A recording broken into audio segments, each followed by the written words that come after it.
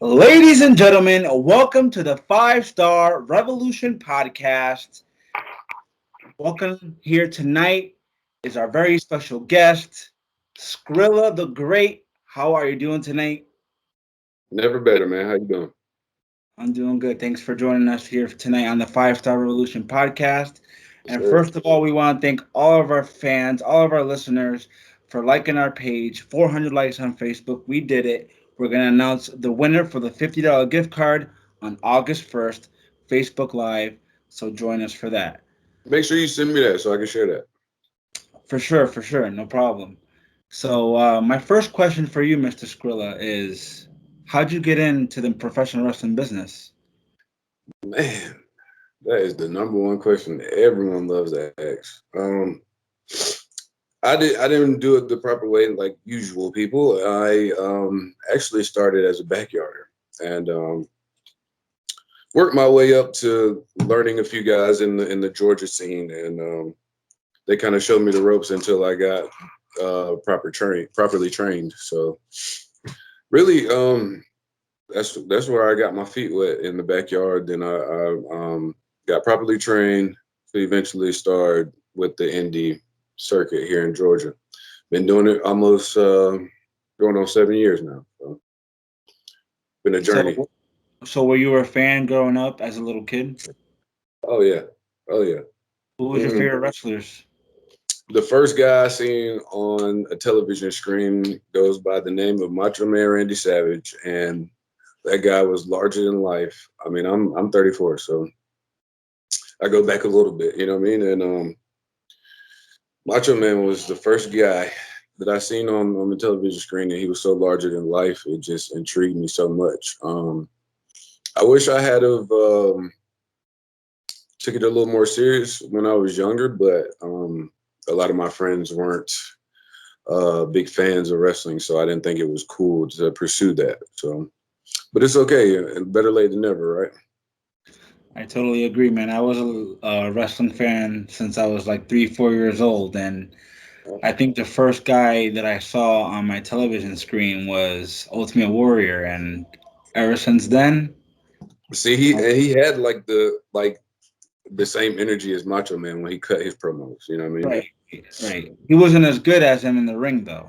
No, not at all, not at all. Not to take away from him because at the end of the day he was so over to the fact that he could just do three moves and it'd be a good day. That's a lot that's missing in today's wrestling. Like everyone thinks that it has to be like moves galore, and I'm not taking away from that, but every match doesn't have to be like that. Like most of the matches that are really thriving right now have a story behind it. If you look at the thing with Roman Reigns and how he's telling the story with his family, or you can look at Jericho and how they're doing their thing with the Pinnacle. Like at the end of the day, like guys forget that wrestling is about storytelling.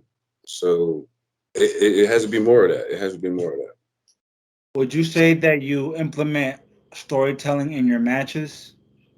Fully, 100%. Um, Even when I go to a place that they don't know me, we figure out a way to tell a story because at the end of the day, that's the only reason that anybody's going to want to pay attention to your show.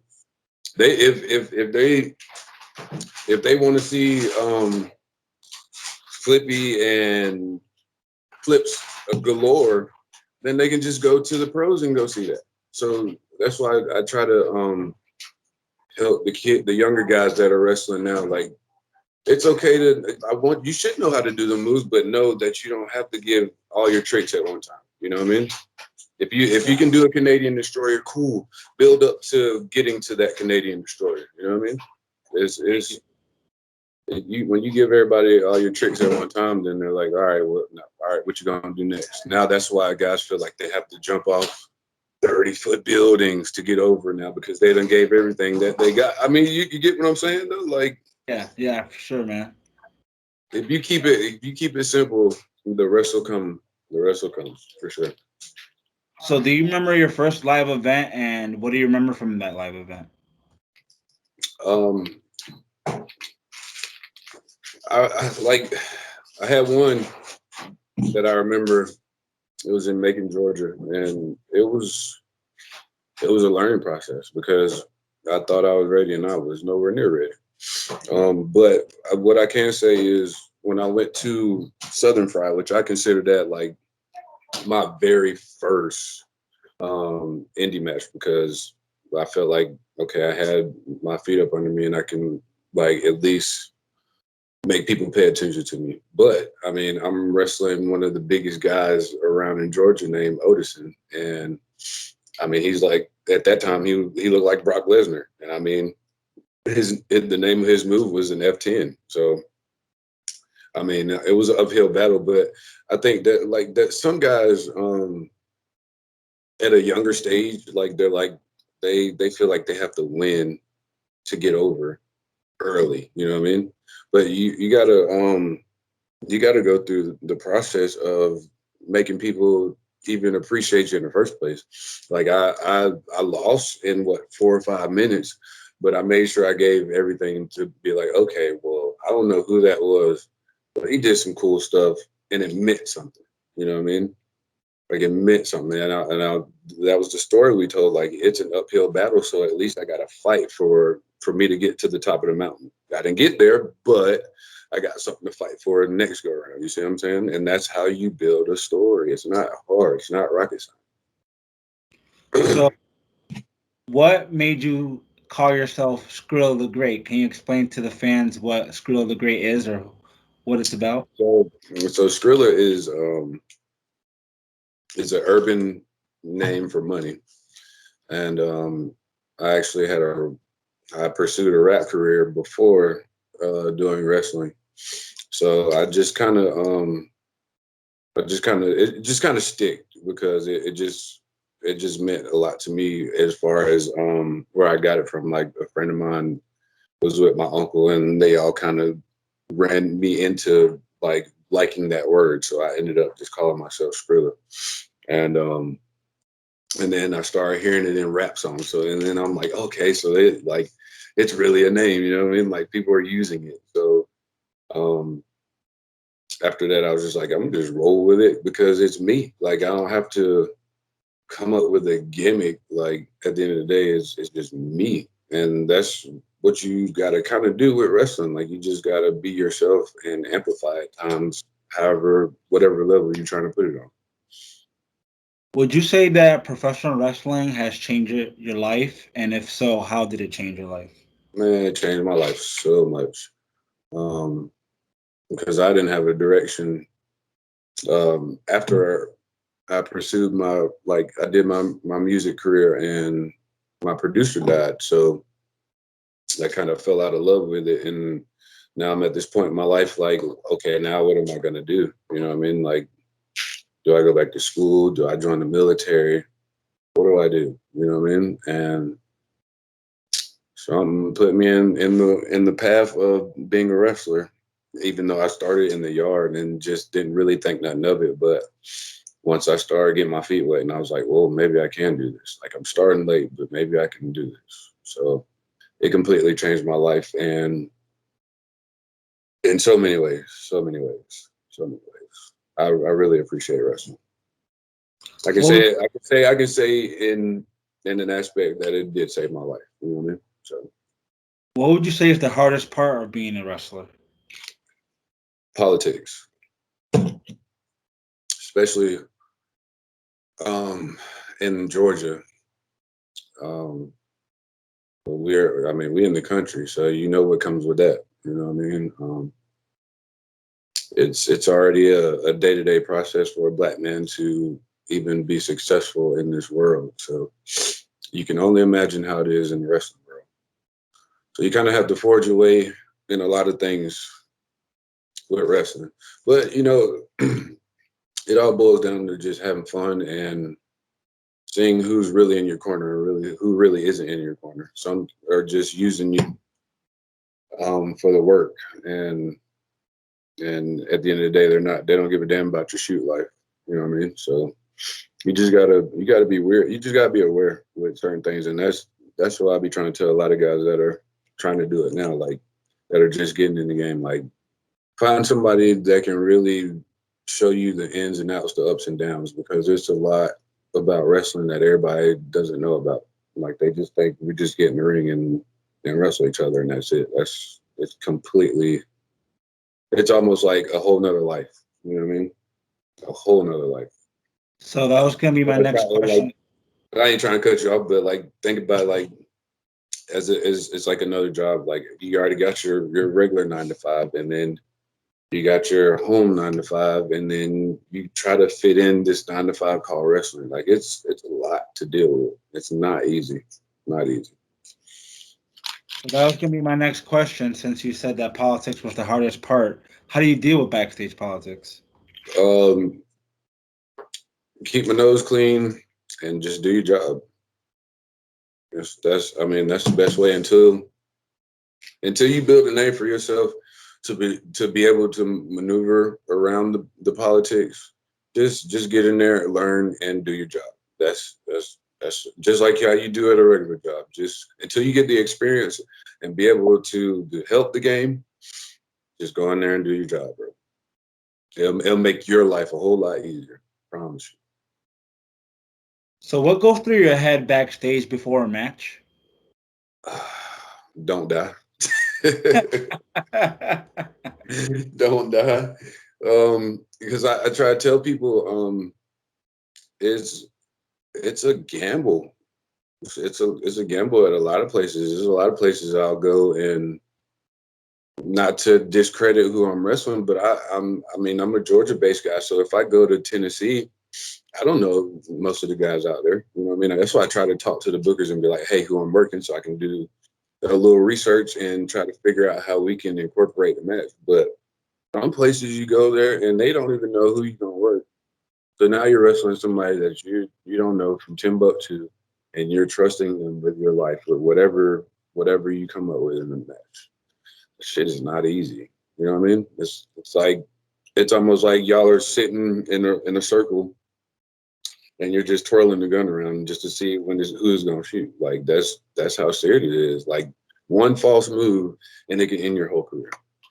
You know what I mean? And a lot of guys don't take that into consideration either. Like we have our lives in our hands. We don't have stunt doubles. You know what I mean? So it's a lot that goes on in my mind, but I definitely make sure I get my prayers in before I hit that curtain.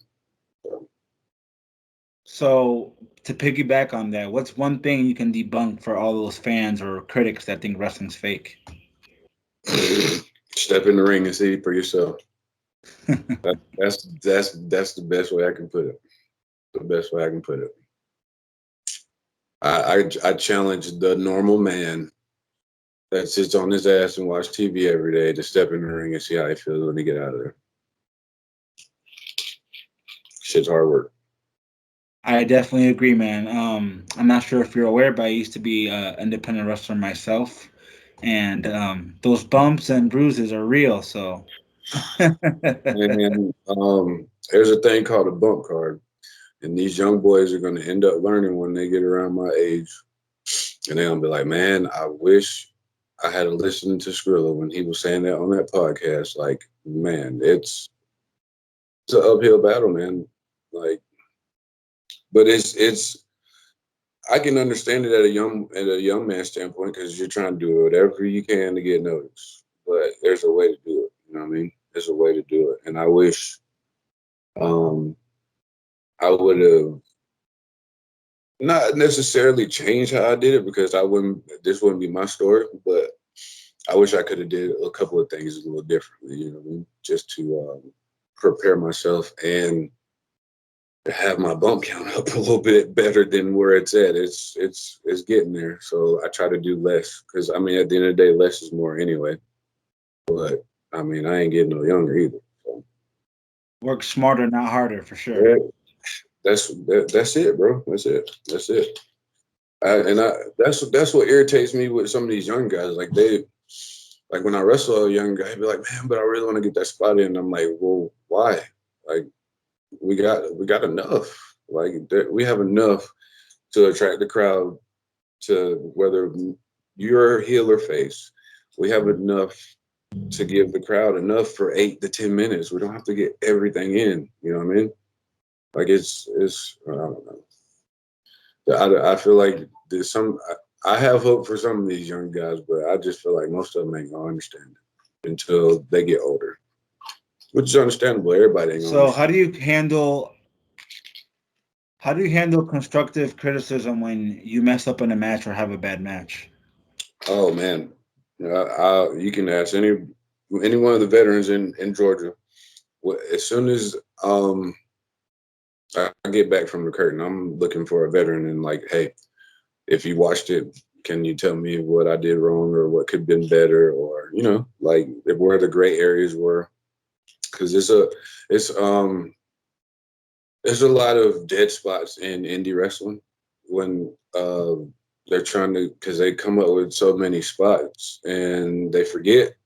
You know what I mean? And at the end of the day, that's why you have to know the basics of wrestling, because when you get to a point where you forget something, that's where you go back to the basics until you figure out where you're going after that. You know what I mean? So, man, it's so much. It's so much. But like at the end of the day, that's why I try to tell the younger guys to get around like a veteran that's been doing it for a while. That's not a complete dig, just out to get your money and really like are focusing on helping you better your craft. What is a piece of advice that you would give someone that's trying to get into the professional wrestling business? Get properly trained, work out, eat healthy, and follow the right path. That's the keys to greatness right there. Who do you look up to in the world of professional wrestling today? Indie or pro? Either or, man. Um, I mean, I got a few mentors in the indies. I ain't gonna throw them out there like that because they'd be like, "Oh my god, why did you do that?" So, but like pro wrestling wise, um, I definitely got to mention John Cena, obviously for obvious reasons, whether people want to give him credit or not. Um,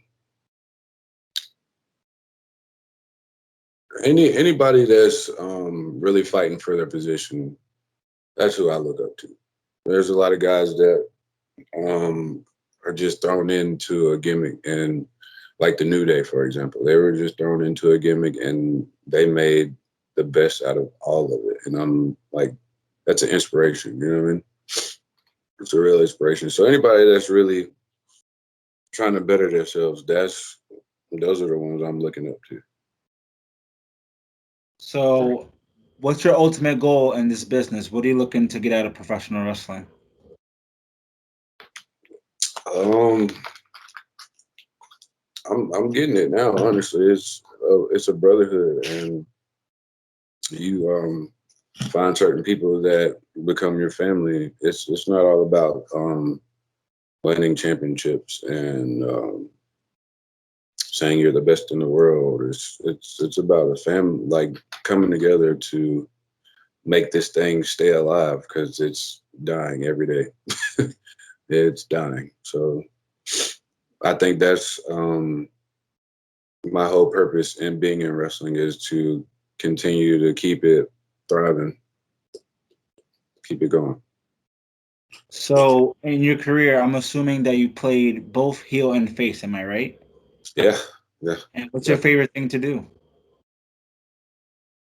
It, at first, I was enjoying the heel thing, but it gets old after a while. So I've been face a lot lately, and it's nothing like it, man. I have a great I enjoy just the surge that I get from the fans cheering. You know what I mean? It's really good. Like like the last show, I was just in a tag team match, and as soon as I hit the tag and I did a double clothesline spot, and the crowd just went bananas, and I just yelled so loud because I just felt the surge. You know what I mean? Like it's a wonderful feeling. That's the best high you can get when you're in wrestling. to me. I totally agree, man. I was a heel for most of my career, and I love being a heel because I love to be hated, Hmm. and being booed was awesome, and people saying you suck and stuff like that. That was great. Right. Right. Being a face was kind of hard for me. I don't know. I don't know why, but It's see, I feel like you have to go channel something else to be a heel. Like you got to channel some kind of other villain to be a villain. So it's like when you're a face, I feel like you just be yourself. You know what I mean? And just like your everyday life, if you're a good person, then it's gonna be easy as hell to be. You know what I mean? Like it's just you gotta the face. The whole part of being a face is you gotta get the crowd going. You gotta get the crowd going from jump. You gotta get them going. I don't care what you do. If you're a cowboy, you better be hee hawing the whole damn match. And that ass, you know what I mean? Like if you're gonna be who you're gonna be. If that's what you are, do that. Do that for what's your sure. favorite? What's your favorite thing about being a wrestler? Hmm. I think that kind of rolls over into what I just said, like just engaging with the crowd, man. Like I just love like whether they're cheering or booing me, like you said, like it's just there's no other high in the world to me, honestly. It's an amazing feeling. It's hard to explain sometimes, you know what I mean? To a normal person.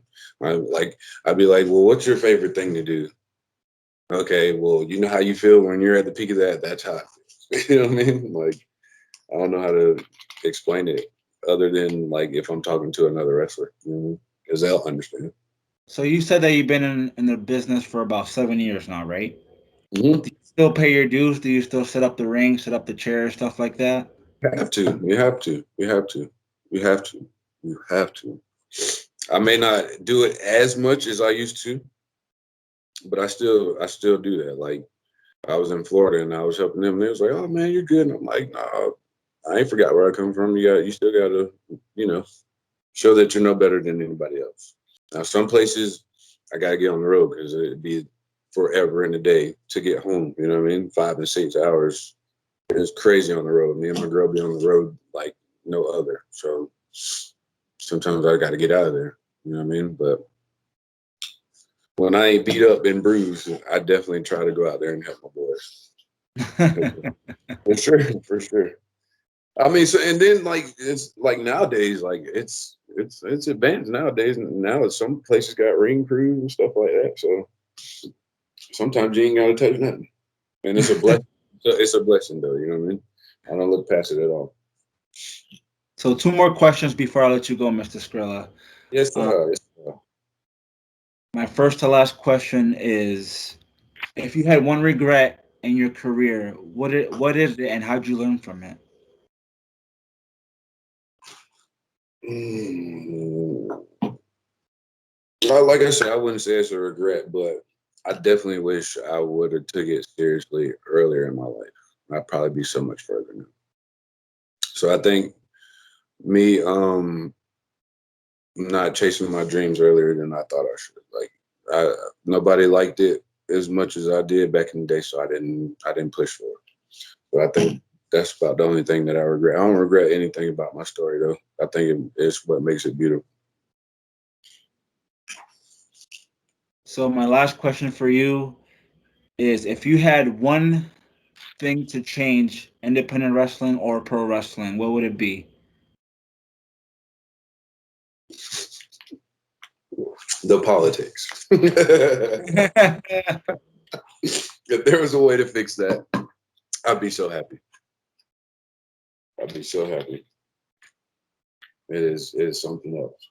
You think without backstage politics, wrestling would be better? Yes and no. It's like it's a pros and cons to everything, man. But it's like it may. I think it's just a little deeper here than it is in a lot of places. But I mean, I believe it's everywhere. But you never. I mean, like that's kind of a hard question. Like I don't know if it'd be better or not, but I wish it was better than what it is now. You know what I'm saying?